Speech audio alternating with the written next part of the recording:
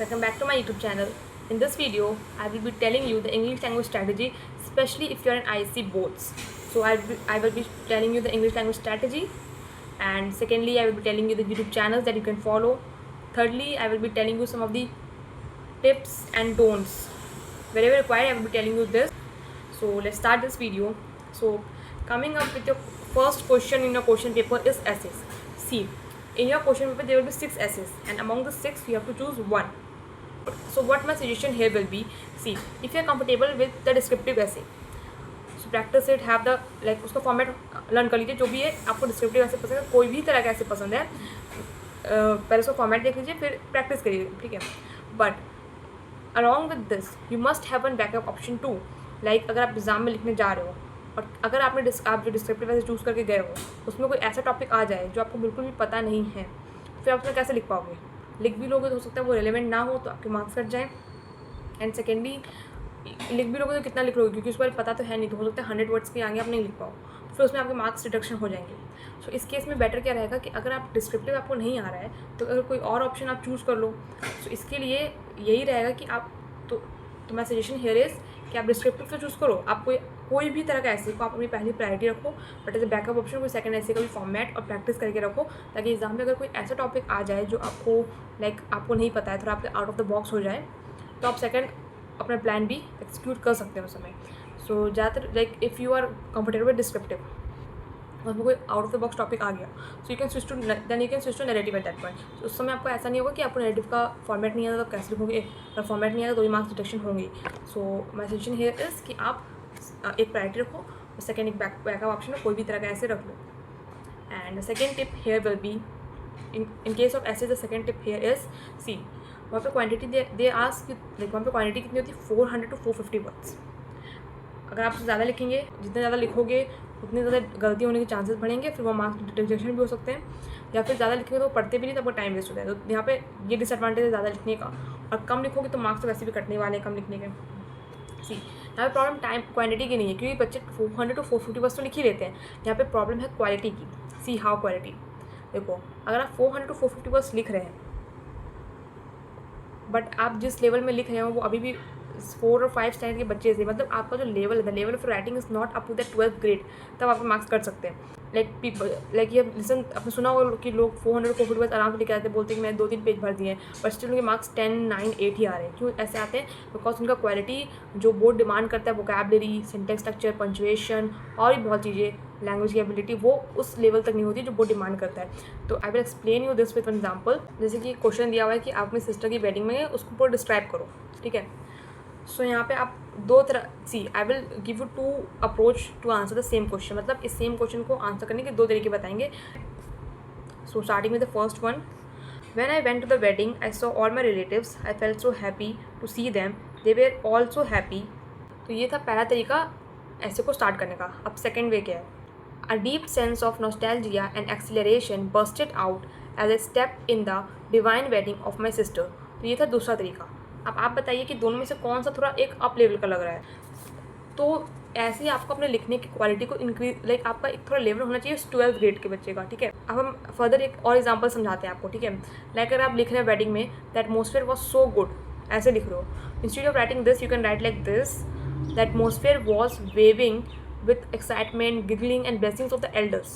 ठीक है, ये सेकंड तरीका होगा. अगर आप ऐसे लिख रहे हो, that atmosphere was so good, तो इंस्टेड ऑफ राइटिंग दिस आप ये भी लिख सकते हो, ठीक है.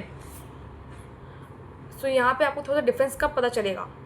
एंड इफ़ अगर आपको लगता है कि इससे भी कोई अच्छा वे हो सकता है लिखने का, ऑफकोर्स हो सकता है, सो यू कैन कमेंट डाउन, ताकि उससे बाकियों को और जानने का मौका मिले, and I can also see it. And जैसे कि देखो, जो एसेज है उसमें आपको पता होना चाहिए कि उसको स्टार्ट कैसे करना है, रीडर का जो आपका एग्जामिनर होगा उसका इंटरेस्ट कैसे ग्रैप करना है, उसमें प्लॉट्स कैसे इंसर्ट करना है, ट्विस्ट कैसे लाना है, उसको कंक्लूड कैसे करना है, सब चीज़ को लिखने का एक तरीका होता है. अब ये तरीका आएगा कैसे? इसका एक ही आंसर है, प्रैक्टिस. जितना आप प्रैक्टिस करोगे उतना ही अच्छा पैसे में होगे. आपको अंदर खुद ही आइडियाज आने लगेंगे कैसे स्टार्ट करना है, कैसे प्लॉट लाना है, कैसे क्या करना है. और अगर बात करें एक और चीज़ की, देखिए, अगर आप ऐसे लिख रहे हो उसमें बार बार आपको हैप्पी वर्ड का आपको हैप्पी वर्ड वापस में यूज़ करना पड़ा है. अब बार बार उसमें हैप्पी हैप्पी हैप्पी लगा रहे हो. I was happy when I saw this, I was happy when I went there, I was happy when I got this, I was happy. तो बार बार एक ही वोकैबलरी यूज़ करते हो, तो एग्जाम्पल को पता चल जाता है कि आपके पास वोकैबलरी उतनी अच्छी नहीं है, इसलिए आप एक ही वोकैबलरी यूज़ करो. Instead of writing happy you can write some other words also. like this. Instead of writing happy, you can write jovial, jolly, elated, content. Instead of writing so many times sad, you can write depressed, melancholy, heartbroken. सो इसके लिए क्या कर सकते हैं आप Google में जैसे कि कोई भी वर्ड आपको बार बार लग रहा है कि उसके अच्छे से आपको सिनोनिम्स नहीं आती है, उसकी वोकैबुलरी इतनी अच्छे से नहीं आती है, आप गूगल में जाकर सर्च कर सकते हैं लाइक हैप्पी, फिर उसके जितने भी सिनोनिम्स आएंगे जो भी आपको ठीक लगता है, आप कंफर्टेबल है, उसको लिख लीजिए। और इसको आपको कुछ पूरा अच्छे से याद करने की जरूरत नहीं है, आप एक दो बार देखेंगे आपको खुद भी खुद याद हो जाएंगे, ठीक है। एंड अगर एसेस की बात करें तो ऐसे कोई पढ़ने लाइक उतनी कोई हार्ड चीज़ नहीं है, बस आप जितना ज़्यादा प्रैक्टिस करोगे आपको बस को ब्यूटीफुली डेकोरेट करना पड़ता है, जो भी टॉपिक को पूछते हैं आपको उसको ब्यूटीफुली डेकोरेट करना पड़ता है। एंड आप जो भी ऐसे लिख रहे हैं उसमें आपको फॉर्मेट अच्छे से आना चाहिए। एंड वन मोर थिंग जो है बहुत इंपॉर्टेंट है, दैट इज़ द टाइम। अगर आपने टाइम पर लिमिट नहीं किया तो मार्क माई वर्ड्स, या तो आप अगर पहले ऐसे स्टार्ट करोगे तो बाकी का पेपर अपना मैसअप कर दोगे, या फिर अगर बाद में ऐसे स्टार्ट करते हो तो अगर लास्ट में से स्टार्ट करते हो तो जो ऐसे होगा आप उसको मैसअप कर दोगे। अगर आपकी वोकैबुलरी कितनी भी अच्छी क्यों ना हो, सेंटेक्स स्ट्रक्चर कितना भी अच्छा क्यों ना हो, फ़ायदा क्या होगा उसका अगर आप उसको लास्ट में शो अप नहीं कर पाओगे, आप दिखाई नहीं पाओगे अपनी एबिलिटी, ठीक है, तो फिर क्या फ़ायदा उसका। तो फॉर दिस आप अपने टाइम को ही मैनेज करना सीखो, लाइक ऐसे को एक लिमिटेड टाइम में लिखना सीखो, ताकि देखो ऐसे अगर आप अब बहुत अच्छा ऐसे लिखना जानते भी हो पर आपने प्रैक्टिस नहीं की है तो लास्ट में कैसे शो कर पाओगे उतने टाइम में। हो सकता है बहुत अच्छा ऐसे लिख लेते हो बट 1 आवर 2 आवर के अंदर आपको उस 40 मिनट्स 45 मिनट्स के अंदर अपने ऐसे को हटाना है, कैसे भी उतने टाइम फ्रेम में कंप्लीट करना है, तो इसके लिए आप टाइमर लगा के प्रैक्टिस कर सकते हैं, ठीक है। सो ऐसे के लिए इतना ही। Coming to the second part is your directed writing. See in case of directed writing आपके 2 क्वेश्चन आएंगे, पहला होगा प्रपोजल राइटिंग का और दूसरा होगा कोई डायरेक्टेड राइटिंग उसमें होगा। तो प्रपोजल राइटिंग जो होगा अगर वो आपको लग रहा है कि आएगा कि नहीं आएगा, प्रैक्टिस करे कि ना करे, तो वो आता ही आता है, वो कन्फर्म है, तो वो 10 मार्क्स आपको मिल जाएंगे। बस आपको फॉर्मेट आना चाहिए और लिखने का बस तरीका आना चाहिए और 10 मार्क्स आपको कन्फर्म हो जाते हैं, वो ज़्यादा हार्ड भी नहीं है। Coming to directed writing, see direct writing बच्चे स्किप कर देते हैं, सोचते हैं कि पता नहीं कौन सा आएगा, क्यों ही प्रैक्टिस करें, क्यों ही मैथ करें इतना। It comes of 15 marks but it is not that much hard if you plan it in a right way. See बात करते हैं directed writing. The first directed writing is your article writing. Article writing is much like composition only but it's not composition. उसका format अलग है, उसको लिखने का तरीका अलग है, तो उसके लिए क्या करना पड़ेगा, फॉर्मेट आना चाहिए और प्रैक्टिस करते रहना है, क्योंकि बस आपको प्रैक्टिस होनी चाहिए, क्योंकि बोर्ड में कोई भी टॉपिक में दे देंगे आपको आर्टिकल राइटिंग और आपको लिखना पड़ेगा, और वो कोई भी question out of the box नहीं देते। जैसे कि रिसेंट ईयर में जो आर्टिकल राइटिंग आया है उसमें जो क्वेश्चन है वो है इंपॉर्टेंस ऑफ स्पोर्ट्स, तो it's not that much hard, कोई भी उसमें आसानी से लिख सकते हैं जिसको फॉर्मेट पता है, जिसको प्रैक्टिस हो, right. So article writing is not that much hard. And coming to the second, that is book review. See in case of book review I would suggest you, this is a suggestion, prepare 2 types of book review, first of fictional book review and second is of non-fictional book review। and I will say जितनी भी direct writing है उसमें यही बोलेंगे, maintain the originality, do not try to just copy it from AI or anywhere else, just try to maintain the originality, right।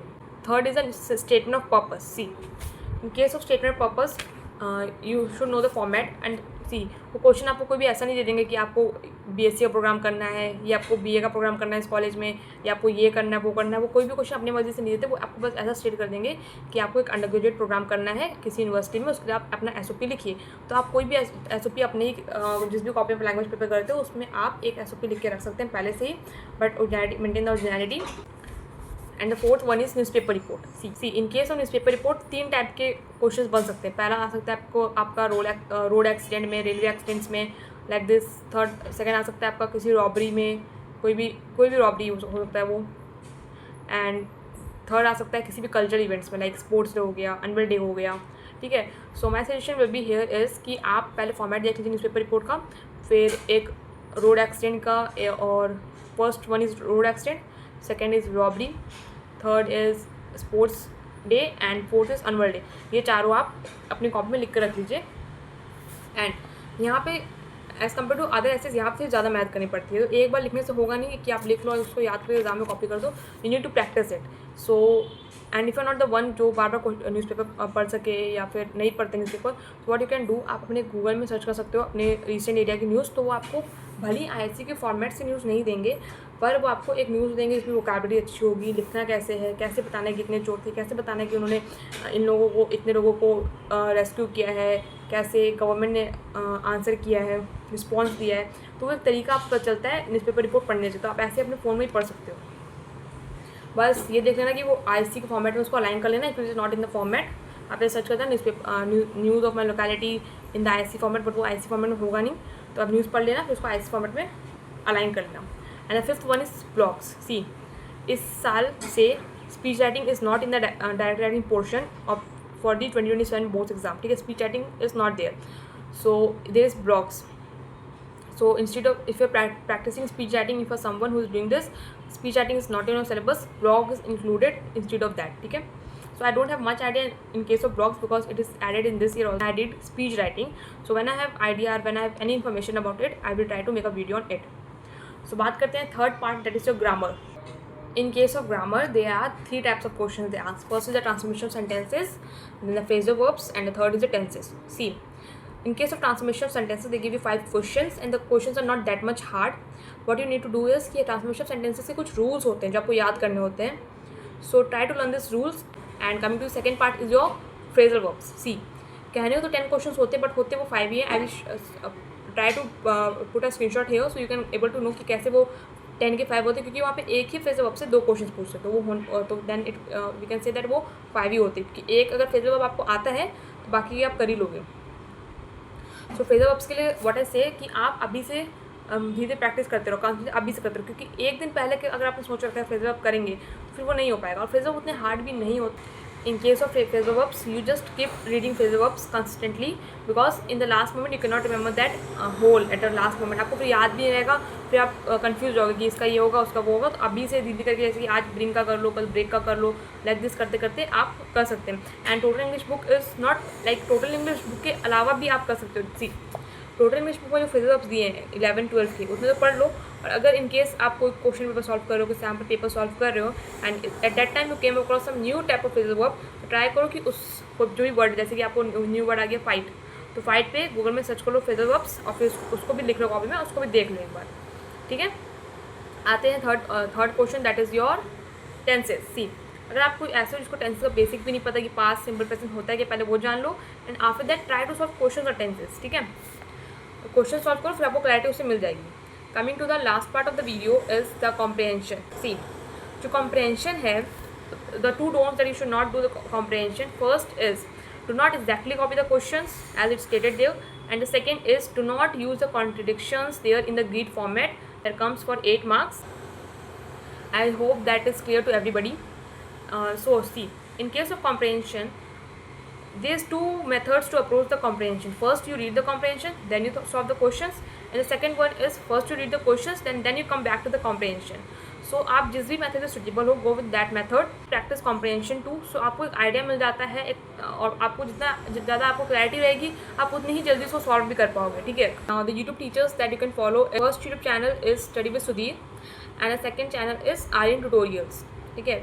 सी, अगर you are confuse if you are preparing up to that level or not, see 10 years के sample papers हैं, ये 10 years के question PYQs हैं. If you want to go beyond it, you can go. See, pattern change हो सकता है but question उसी तरह के पूछे गए होंगे, लाइक ऐसे होगा, ये सब चीज़ें होंगी, ठीक है. उस तरह से आप उसमें वो भी सॉल्व कर सकते हो. That will be very helpful. If you have the doubt that can you score 80 out of 80 in English language, definitely you can, because the paper is not that much hard if you have practiced and if you maintain your time frame. Then it become easy to score 80 out of 80. Okay, so I hope you found this video useful, and you have any query regarding any topics, other topics, but regarding this video only, you can comment it down and I will try to make video on that. So इस video में इतना ही. We will meet in some other video where I will discussing some other subject strategies.